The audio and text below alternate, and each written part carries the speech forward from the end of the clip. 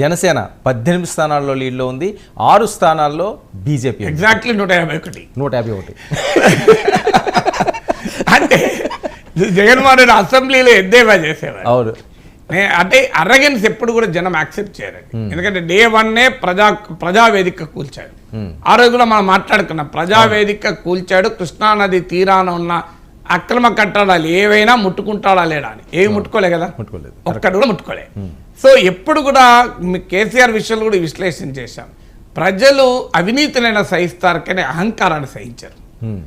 అసెంబ్లీలో చంద్రబాబు నాయుడు సతీమణి గురించి వ్యాఖ్యలు, సో ఎప్పటికప్పుడు నాలాంటి వాళ్ళు మాట్లాడుతూనే ఉన్నాం. కానీ అధికారంలో ఉన్న వాళ్ళు దీన్ని గుర్తించరు. ఇప్పుడు టీడీపీ తప్పులు చెప్పాం, వైసీపీ తప్పులు చెప్పాం, అవును, కానీ ఎవరు కూడా గుర్తించరు. ఎవరు కూడా గుర్తించకుండా ఏం చేస్తారంటే తమది రైట్ అయినప్పుడు, ఇప్పుడు టీడీపీ వాళ్ళు చూడండి మా అన్ని రైట్ అనేది చూడగా మేము చేసిన తప్పులు కూడా ఏం లేవంటారు, కానీ అది నిజం కాదు.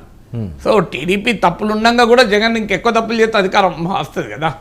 అందువల్ల ఇప్పుడు టీడీపీ తప్పులు లేక ఈ విజయం రాలే. టీడీపీ తప్పుల కన్నా వైసీపీ తప్పులు ఎక్కువనే కనుక విజయం వచ్చింది.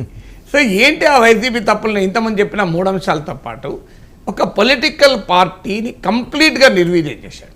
మీరు గమనించండి, చంద్రబాబు నాయుడు సీఈఓగా బిహేవ్ చేసి 2004లో ఓడిపోయాడు.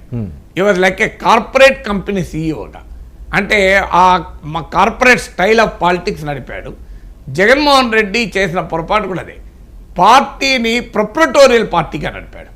చంద్రబాబు నాయుడు ఏమో కార్పొరేట్ పార్టీగా నడిపి ప్రజలకు దూరమే 2004లో ఓడిపోయాడు. జగన్మోహన్ రెడ్డి ఏమో దీన్ని ప్రొప్రటోరియల్ పార్టీ, అంటే నా పార్టీ నా ఇష్టం, మీరంతా ఎవరు అంటే మిగతా వాళ్ళు ఎవరు స్టేక్ హోల్డర్స్ కాదా. మీరు నేను చాలా రోజుల కింద పెట్టిన వీడియో ఉంటుంది, చంద్రబాబు నాయుడు గెలుపు 12 కారణాలని. జగన్ గెలిస్తే ఈ జగన్ అన్నట్టు 151, మళ్ళీ గెలిస్తే ఇంకో 10 కారణాలని కూడా చెప్పాడు. ఆ 12 కారణాలు ఇప్పుడు చెప్తున్నా అన్నీ చెప్పాను ఎలక్షన్ రిజల్ట్స్ కన్నా ముందే. సమస్య ఏంటంటే ఒక్కొక్క పార్టీకి ఒకటే కనబడతారు, రెండోది కనబడదు. ఆ రెండిట్లో వీళ్ళకి కావాల్సింది ఒకటే కనబడుతుంది. పార్టీని కంప్లీట్గా నిర్వీర్యం చేశాడు.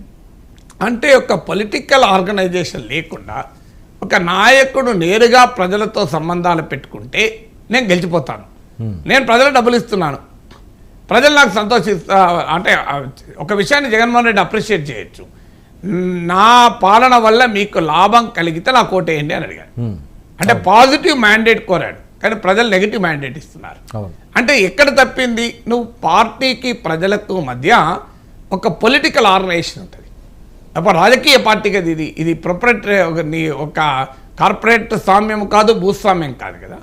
అది మర్చిపోయాడు జగన్మోహన్ రెడ్డి. నేను డబ్బులు డైరెక్ట్గా వేస్తున్నా కదా, కావాలంటే నాకు ఆ ప్రజలకు మధ్య వాలంటీర్లు ఉంటారు, కానీ పొలిటికల్ పార్టీ సంబంధం ఏంటి అన్నాడు. సో అది బాగా దెబ్బతీసినట్టుంది. ఎందుకంటే క్షేత్రస్థాయిలో వైసీపీ కార్యకర్తలు కసితో పనిచేయలే. మీరు ఎక్కడా కూడా జగన్ గెలుపుకు వైసీపీ కసిగా పనిచేయలే, టీడీపీ నాయకులు కసితో పనిచేశారు. ఇది కూడా మీరు నా హెడ్లైన్గా చూడండి ఉంటుంది.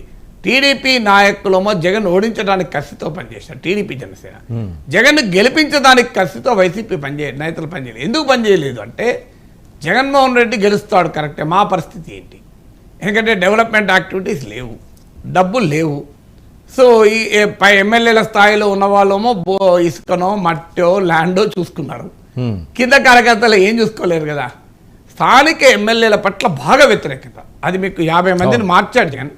మార్చినప్పుడు చేసిన మిస్టేక్ ఏంటంటే ఎక్కడో తీసుకుపోయి ఎక్కడో పెట్టాడు. అంటే ఇది అంటే అరగెన్స్, నన్ను చూసి ఓటేస్తారు, ఈ ఎమ్మెల్యే చూసి ఓటేస్తారు. అనిల్ కుమార్ యాదవ్ నెల్లూరులో వేస్తే నరసరావుపేటలో చేస్తుంది, విడుదల రజన్ చిలకలూరుపేట వేస్తుంది, గుంటూరులో వేస్తుంది. వీళ్ళు నన్ను చూసి విజయసాయిరెడ్డి విశాఖపట్నంలో చేస్తే నెల్లూరులో వేస్తుంది. సో నన్ను చూసి ఓటేస్తారు. ఈ అరగెన్స్ దెబ్బతీస్తుంది. ఇప్పుడు విజయసాయిరెడ్డి ఎక్కడి నుంచి ఎక్కడికి పంపారు, నెల్లూరుకు పంపారు. ఆయన విశాఖపట్నంలో తిష్టేస్తుంటే ఆయన పంపారు.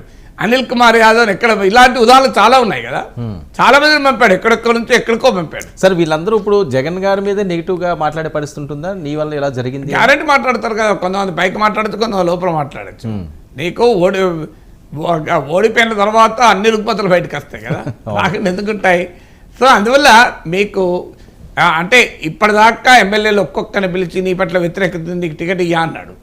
ఇప్పుడు వాళ్ళు ఊరుకుంటారు, అయ్యా నా పట్ల కాదు నీ పట్ల ఉంది వ్యతిరేకత. కానీ ఎమ్మెల్యేల పట్ల వ్యతిరేకత ఉండడమే కాదు, వాస్తవంగా జగన్మోహన్ రెడ్డి చేసింది ఇప్పటికీ రైట్ అంటే నేను 50 మంది మార్చడం, మార్చకపోతే ఇంకా ఘోరంగా ఓడిపోయేవాళ్ళు.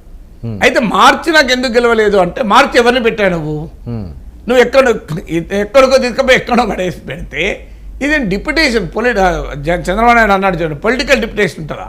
అఫ్ కోర్స్ ఆయన కూడా పొలిటికల్ డిప్యుటేషన్ ఉంది. ఇప్పుడు అనకాపల్లి నుంచి సీఎం రమేష్ పోటీ చేశాడు, ఆయన కడప జిల్లా వాడు. కడప జిల్లా నుంచి అనకాపల్లి డిప్యుటేషన్ వీళ్ళందరూ సక్సెస్ అవ్వడం అసలు బీజేపీ అనూహ్యంగా అంటే ఇక్కడ బీజేపీతో సంబంధం లేదు.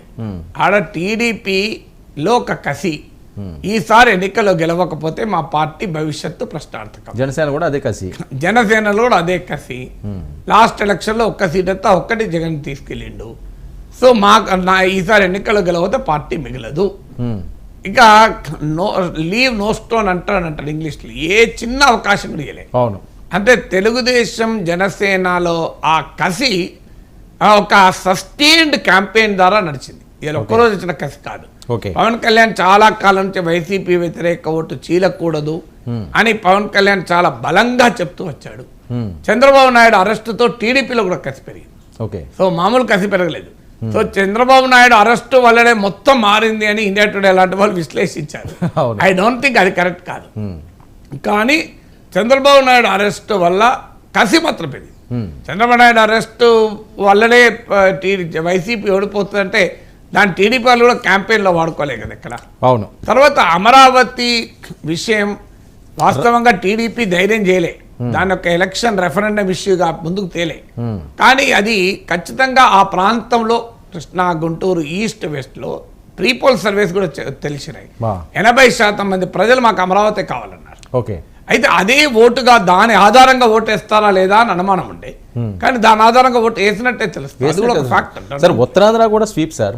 అంటే విశాఖ మొదటి నుంచి కూడా జగన్మోహన్ రెడ్డి విశాఖ రాజధాని అంటే విశాఖలో కూడా ఒప్పుకోలేగా, అది అదే మొదటి నుంచి కనబడి శ్రీకాకుళం, విజయనగరం మొత్తం మీకు విశాఖ రాజధాని కావాలని ప్రజల్లో లేదు. నేను విశాఖ చాలాసార్లు వెళ్ళాను కదా, మేము ప్రశాంతంగా ఉన్నాం మాకెందుకు అని. తర్వాత ఇప్పుడు ఈ ఎమ్మెల్యేల పట్ల వ్యతిరేకత మీకు ఇక్కడ కూడా చూడండి. ఇక్కడే కాదు, ఇప్పుడు బీజేపీ దేశంలో ఇంత ఇబ్బంది పడుతుంది ఎందుకు గెలవడానికి అంటే కారణం ఎంపీల మధ్య వ్యతిరేకత. ఇలా మీరు చూడండి, నార్త్, వెస్ట్, ఈస్ట్ అంతటా కూడా బీజేపీ ఎదురు దెబ్బలు తింటోంది. ఇప్పుడు ఇండియా కూటమి 200 దాటబోతోంది, దాటింది ఇప్పుడు యాజ్ ఆఫ్ టుడే 224. ఎందుకు ఈ పరిస్థితి ఉంది? కారణం సిట్టింగ్ ఎంపీల మీద విపరీతమైన వ్యతిరేకత. కేసీఆర్ ఎందుకు ఓడిపోయాడు? సిట్టింగ్ ఎమ్మెల్యేల మీద విపరీతమైన వ్యతిరేకత. టీడీపీ ఎందుకు ఓడిపోయింది 2019లో? సిట్టింగ్ ఎమ్మెల్యేల పట్ల విపరీతమైన వ్యతిరేకత. ఇప్పుడు అప్పుడున్న టీడీపీ సిట్టింగ్ ఎమ్మెల్యేలు కృష్ణా తీరం మొత్తం తినేశారు కదా. ఇప్పుడు ఏం తేడా వచ్చింది? వాళ్ళు తిన్నది వీళ్ళు తిన్నారు. ఇప్పుడు వైసీపీ ఎమ్మెల్యేలు ఇసుకనైతే ఎవడని తిన్నాడు, ఏ పార్టీ తిన్నాడా నమ్మకం. ఇప్పుడు వైసీపీ ఎమ్మెల్యేలు కూడా అదే రకంగా తిన్నారు.